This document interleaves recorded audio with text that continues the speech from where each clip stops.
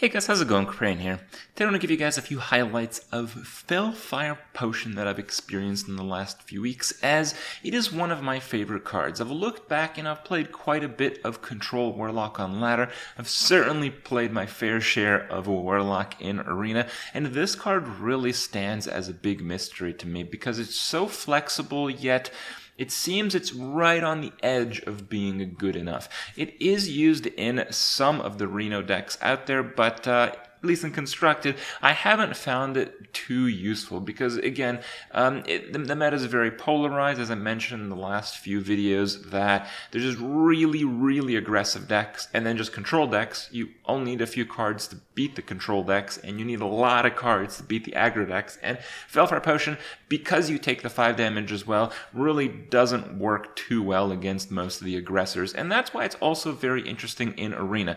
In Arena, people are starting to understand, because there's so many people playing Warlock, that, just doing face damage to the Warlock, simple as that, removes a lot of the options available to him. And that aspect is a very interesting one that interacts with Felfire Potion in a way that Felfire Potion, despite being maybe one of the most powerful cards in the entire game in many scenarios, it's also completely useless in many others where you kind of take a beating in the early game.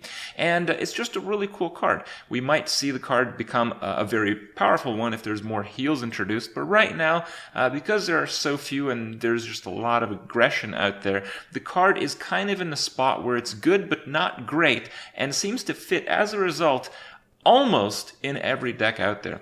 As a side note, I've even played Zoolock variations that, on my free-to-play accounts, I didn't really have some of the charge options that are usually included in these type of decks, and I used Felfire Potion as a recovery tool as well as a burst tool to finish the game off, and it works reasonably well for that as well. So one of the most peculiar and one of the most interesting cards out there. I do encourage you guys to give it a try if you feel like suffering through deck experimentation still, but otherwise, maybe just give it a few tries in Arena where it's not quite as punishing. For now, hope you guys enjoy my highlights, and I'll see you guys tomorrow.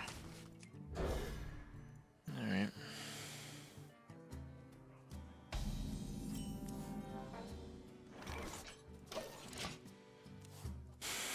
Mages usually beat Warlocks at this stage because their decks are generally absolutely crazy. Usually as a Warlock you win because your opponent has to use cards and ends up running out, but the really good mage decks never really run out. Buying or selling. Okay, now maybe I should have played the stealth guy. Trying to get 1 damage off of that is pretty optimistic, but maybe I threaten it. Okay. Deal. Sure.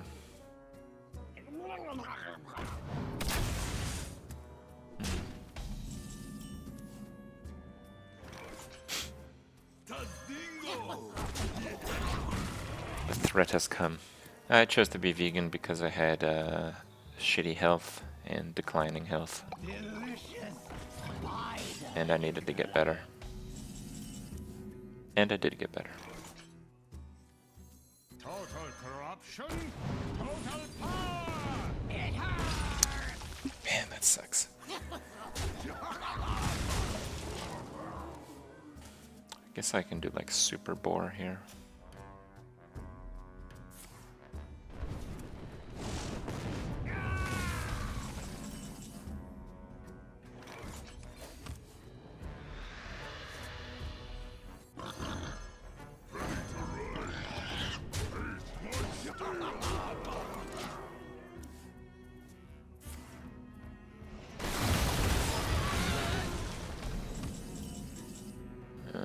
Yeah.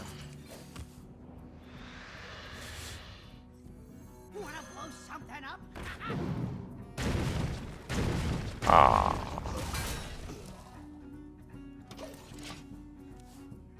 Okay, well I have a ton of burst. I was definitely better off not playing the Wolf Rider and playing the Blood Fury Potion on the boar instead. Dance with me.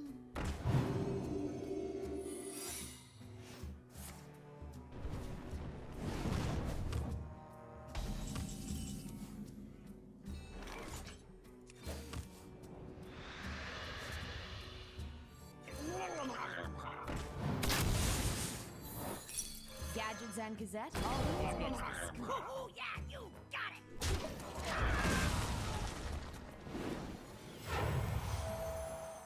Now, expecting a mage at 7-1 and not have any more answers is ridiculous. So. Ready, sir. What you want? Oh, that was not too bad.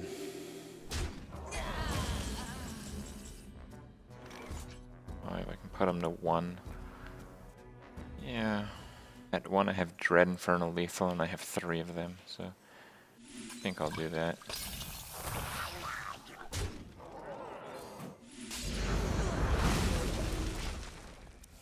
I have a Blast Crystal Potion for a big guy. I have Bog Creeper, which just stops damage. And the moment I draw a Dread Infernal, I win the game. So that's pretty good.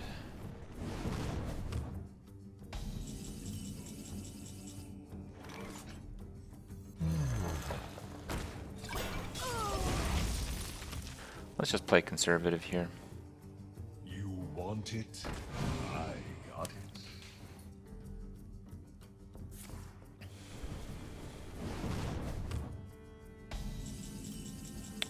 That's lethal.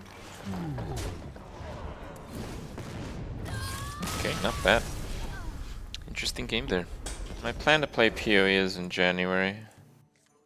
Hopefully that works out.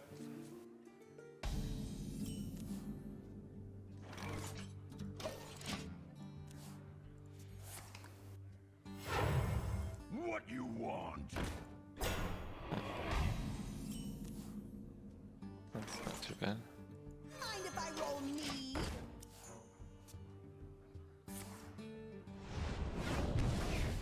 Shadowverse is more interesting than Hearthstone. Side effects? Yeah? No. Trust me. Heard that a few times. It is indeed a pretty good game. Okay. Chance roll an Astramantis and you're rich as fuck now. Why is Astramantis that good?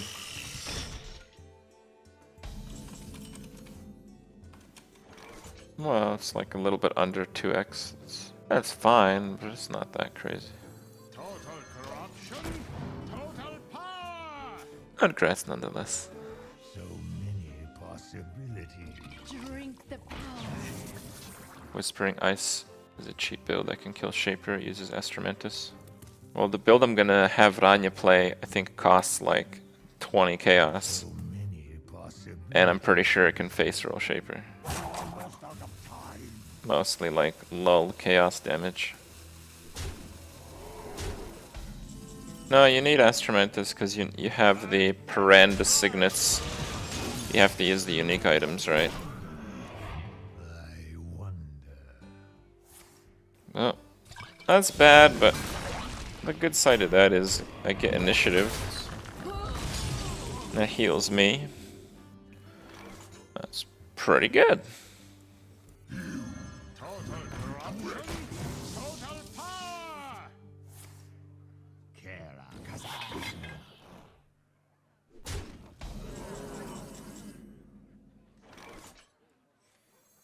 I'm just gonna play into a board clear here.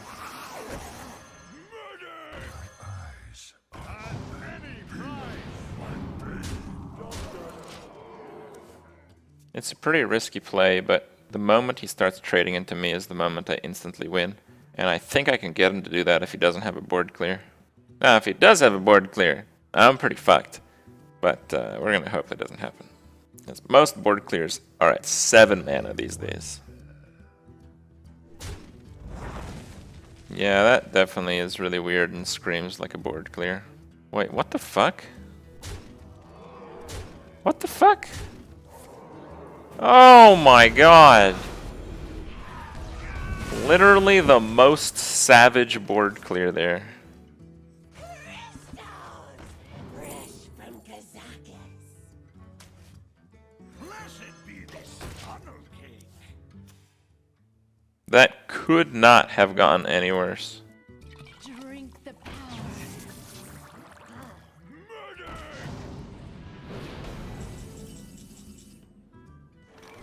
Hey, that's my cake.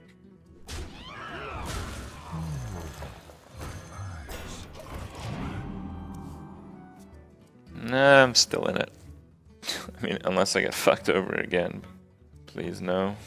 That was absolutely insane. It was! It was absolutely insane. Fucking right, dude. Almost out of time.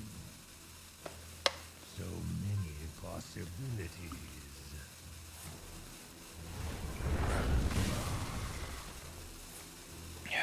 Fuck. I can ease your pain.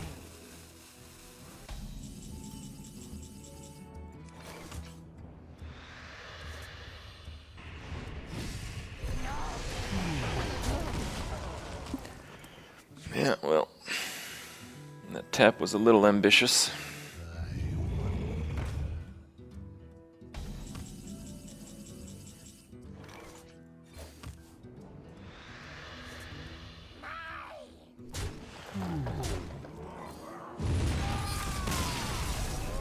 Wow.